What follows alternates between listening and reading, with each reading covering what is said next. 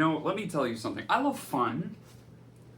Fuck you, no, I don't like fun. No, ghosts are really cool, okay? I love to be scared. I love to feel fucking different. I love to feel like, holy shit, there's something we don't know out there. Honestly, I've been wanting that since I was a little kid. So let me tell you exactly why I'm possibly the biggest scaredy cat you've ever met. Let's start with that. Basically, it's really scary to be subject to someone feeling a type of way with no fucking reason, okay? Like when you have a friend who, for fuck's sake, you won't just get in the ocean? What, you think a shark's gonna get you? That's irrational. We sort of get upset like that, right? We feel like, what the fuck? Why are we doing this? Why am I being led? Or why are our plans, why are our destinies decided by people's whims? We actually did that as sort of a species. If you never reach out into the abyss and try to grab something tangible, you sort of are not being human. Or more, I should say, you're not being whatever kept us around, okay? If you're really looking at that, we are beings which jump into those leaps of faith. There's more than meets the eye. If you know, you probably don't. Well, that's difficult. We don't think of it as innocent as a ghost story. We don't think of people's beliefs as innocent, as a necessity to drive desire. I like to get high off the fear I feel when I'm telling a scary story in a dark, lit room with an eerie sound, you know what I mean? And that's what sucks. It's like, I don't want to kill your fun. I don't want to be an asshole that tells you you're just being led astray, because you're not. You're being a human. You're doing exactly what you're fucking supposed to do.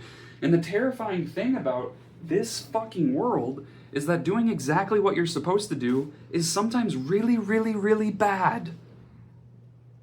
And that's been made clear to me. Doing what you're supposed to do isn't the answer sometimes. It's doing what you can't solve this with just like a sentence. I'm not going to try to be like, it's so fucking complex that when you live your life on axioms like that, it's a recipe for not a good time. And so I ask, why am I upset? Why am I so in pain thinking about this? Because I see ghost stories being told to us every day. I work firsthand in one of the best ghost storytelling environments ever, called the tech sector. People spouting bullshit, making you feel the fear or feel the desire. Desperation precipitates pain.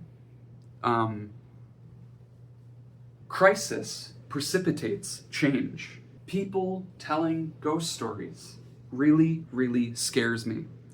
I think I'm a victim. I think you're a victim. Everybody is telling weird ghost stories, and we're getting really high off of these ideas, but we don't have any clue about the consequence. We don't have, in my opinion, we do have the ability in controlled context to trace the effects of our word, of our rhetoric. We don't track exactly how these behaviors, these influential ideas, these ghost stories change people's lives. Now, of course, we can always say everybody's working as hard as they can. They're evolutionarily fit beings trying to make the most of their situation. So we have a bit of bias, survivorship bias, of saying, oh, we did fine with how this is. Why don't we simply do what we know?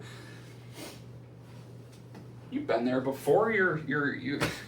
I'll just do a personal case. Hey, you're in a great big city. There's literally thousands of great places. But you know the one place that has been good for you, and I haven't died of heart disease yet, so I'm gonna just keep going. We like solving problems. We like solving our hunger, and we don't pay attention to long-term consequence unless we're forced to, unless we are literally pulled out from our heavenly high of getting the job done to be told that your actions have consequences, right? Like that blows.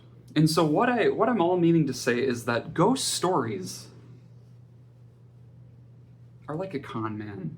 Ghost stories are like that guy with confidence telling you they'll buy it. They'll buy what you're selling.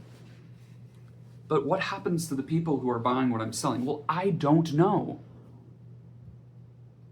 But you're high right now. You're high off the ideas of the ghost stories I'm telling you. You feel it. You feel it.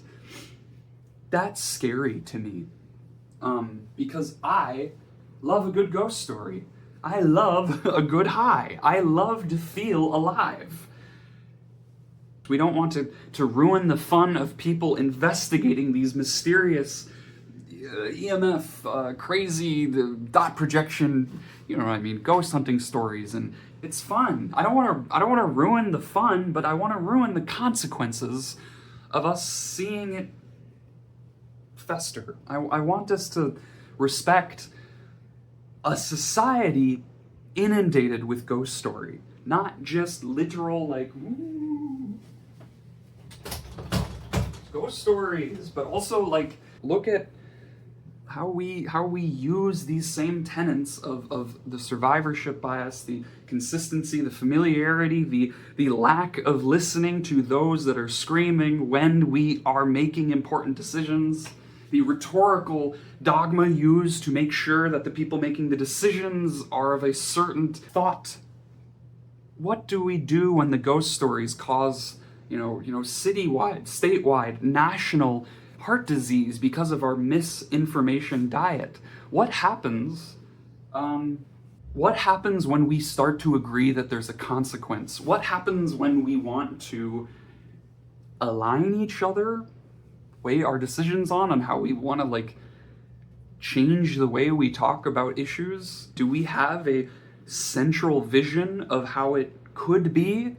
Hopefully, not so unknowingly consequential. As a informational analog, going to our informational diet connection, yeah, it changes other things of my time. It changes how I, schedule my day, who I want to hang out with, or what I end up doing. It becomes my whole, not a centralizing body, but a pulling force as we build an identity. And so, there's consequences to that. You're available to do certain things when you are tethered to certain behaviors. I'm simply scared, okay, of people harnessing control over people I love, making them spend their time doing things that are simply there just to get you to give them time and money, eyeballs to look at something for the sake of looking at something. And that's why I need to shut up about someone trying to simply have a fun time. But I need to not shut up about how terrifying it is that element of desire has dependencies of your life. It changes what content you watch, what people you listen to, what voices which love to possibly, on the average, tell more ghost stories than proven thesis. That's what I'm scared of, is how you spend your time. You are being told what you want to hear. We are willingly complicit to so much that we don't know. We are willingly helping people be okay with a form of trust and control that does not regard their well-being, but regards the value of their presence. That is so terrifying to me as a young man who's watched every single facet of our system look for ways to have us harbor in their bay. That's, I'm a complete victim of this pattern, and also sometimes being not taught necessarily, but being shown success directly in this method of ghost storytelling. And this whole channel is pretty much an antithesis of that. These things that aren't tangible, these things that aren't measurable, because I see so many ghost storytelling, and people love defending ghost stories. People love to have that sort of element Our whole culture, so many things of our world is based in this deliberation between persistence of faith in something to go further, more often than not, without regard for the consequences, the unseen, the untraced, the purposefully kept silent failures.